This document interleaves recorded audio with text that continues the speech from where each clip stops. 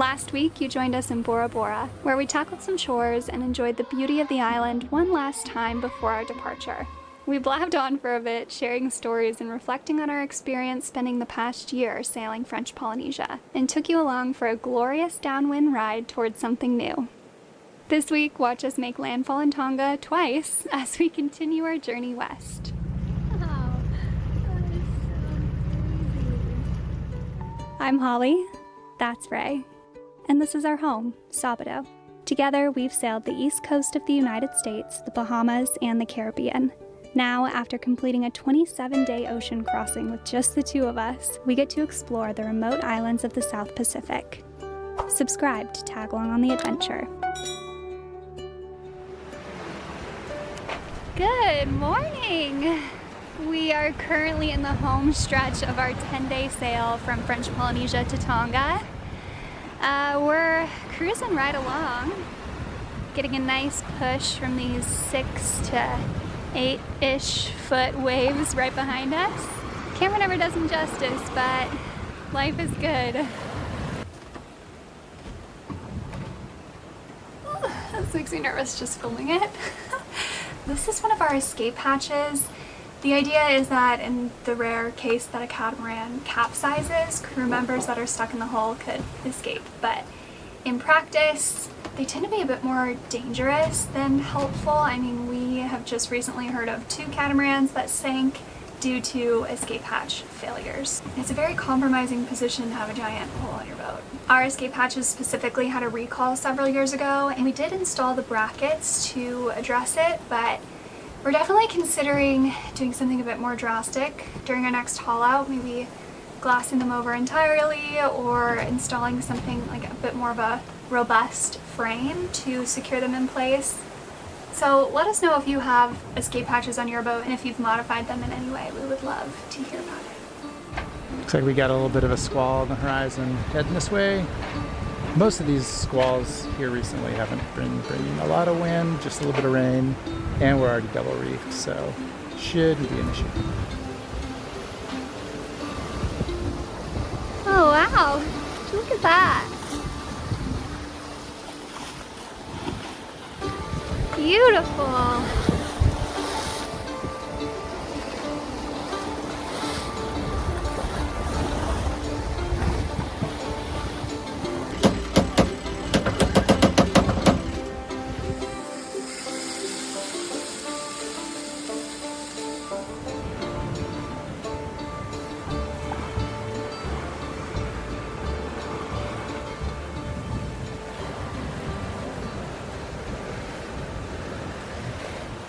This should be our last sunset at sea for this passage. We were kind of expecting to have some pretty gnarly weather toward the end, but it's been benign. Hopefully I didn't just jinx it. Good news, guys. I don't know if you can see, but there's some land out there. We've dropped the sails and started our engines so we'd get to the pass during daylight. Hopefully the clouds will part and we'll have some good visibility. There's not many people that come here, so I don't know how well the reef will be marked.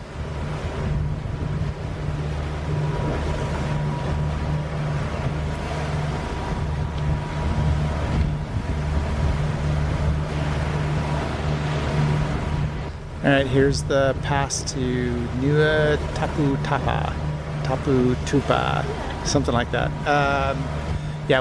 This is one that we wanted to get to during daylight hours. It looked a little trickier on the chart than it does in real life, but Holly's up there watching out for us. Just a little bit of current. All right, anchor down in a new country. Yep, finally.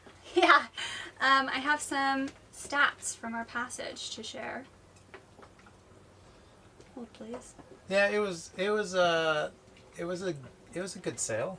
Yeah, it was kind of fast. Fast, and we were kind of expecting some lightning and some bigger, more uncomfortable waves on the beam toward the end, and we didn't get that, so yeah, that was good. We lucked out. Okay, our total distance was 1,375.4 miles. It took us 9 days and 7 hours. Our average wind speed was 18.1 knots, and our average speed over ground was 6.1. Yeah, sounds good. About right. We could have gone faster. We reefed pretty conservatively, but yeah, I think we had 2 reefs in the main every single night. yeah, we were also really trying hard to make sure we got here in daylight because the pass looked a little tricky. Yeah, it actually worked out. It was fine. Super easy. It would have been fine to do it at night, but not necessary. So yeah, it's suboptimal. Yeah. Do you want to talk about why we decided to come here first versus the more popular port?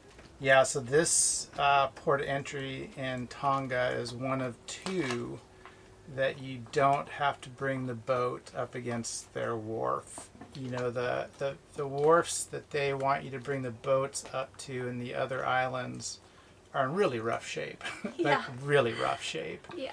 And they charge you to use them. Yeah. So we chose this just to avoid any fiberglass damage, and there are a number of boats who have damaged their boat up against these wharfs. So. Yeah, and here it was super easy. We took the dinghy to shore and brought the officials onto Sabado and ate some cake, filled out some paperwork. Yeah. Oh, we want to give a huge thank you to Joe and Melissa if you guys are watching this. The island we're at right now doesn't have a bank or anything, so we haven't been able to get local currency, and they don't accept any electronic payments, but they weirdly accept US dollars. And so 2 of you guys who watch our videos were on vacation in Bora Bora when we were there, and they were able to bring us some US currency, and we did need that to check in here. So great. Yeah, if you're planning on skirting the check-in docks here in Tonga, just be sure that you have the cash that they'll accept.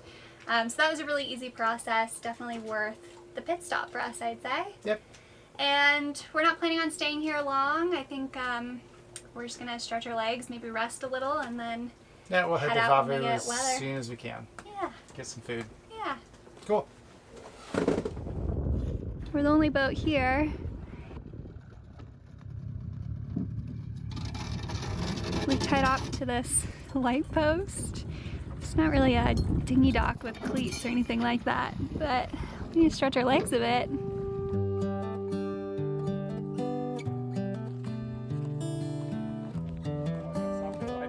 Oh, really?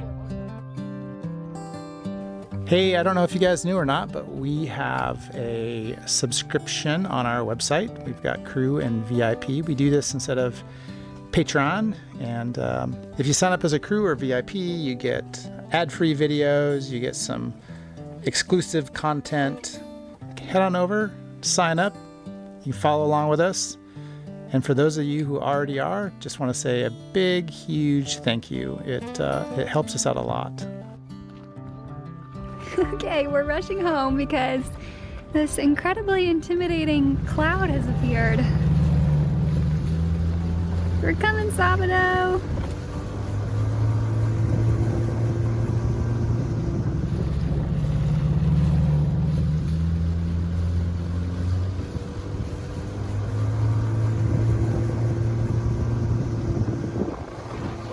Just in time. Sabado needed a shower anyway.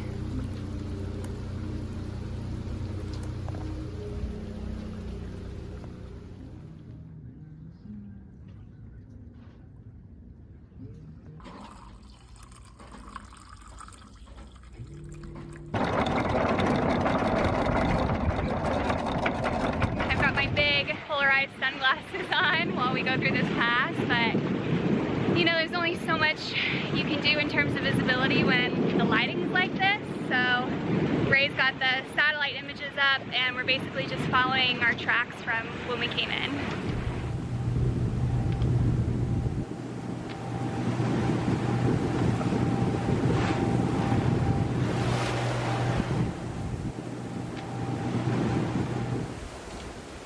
All right, sails are up.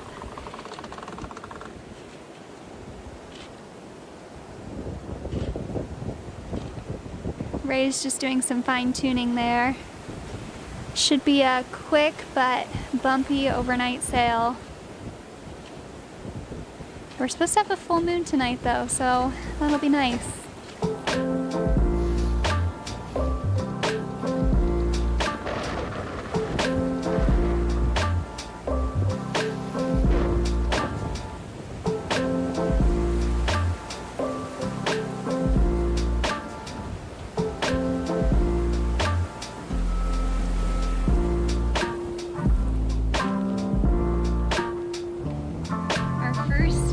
Of Vava'u, or Vava'u maybe. I'm not sure how it's pronounced yet.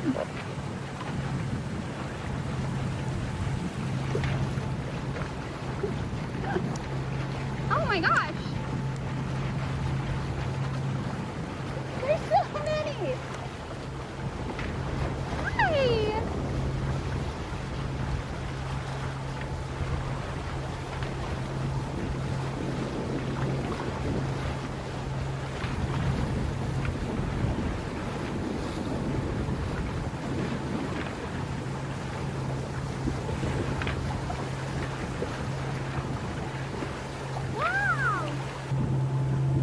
Can you tell what it is?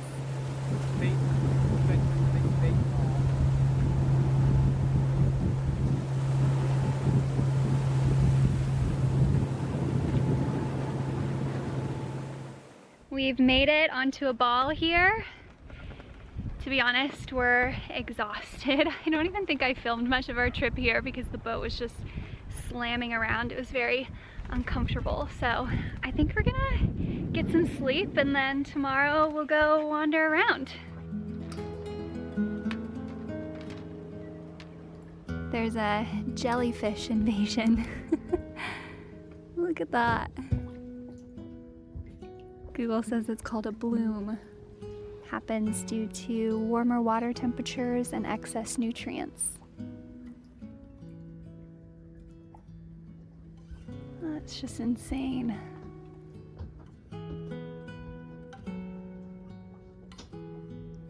There's gotta be thousands out here.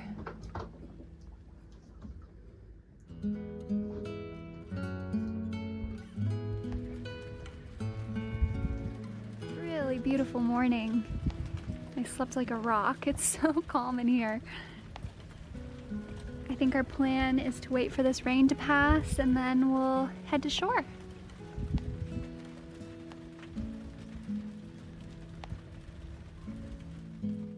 Looks like the jellies are still around. So cool.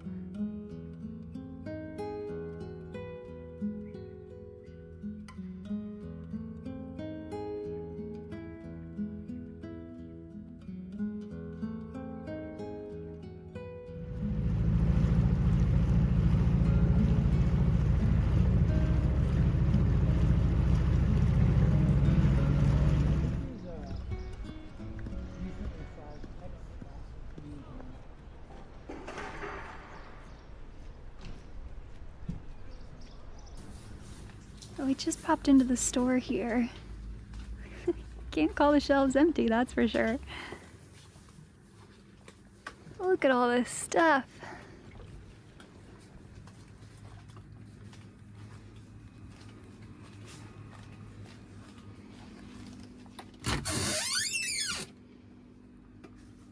More frozen stuff. Yeah. Wine. Liquor. Oh, yeah. That's it for this week's video, guys. Thanks for watching.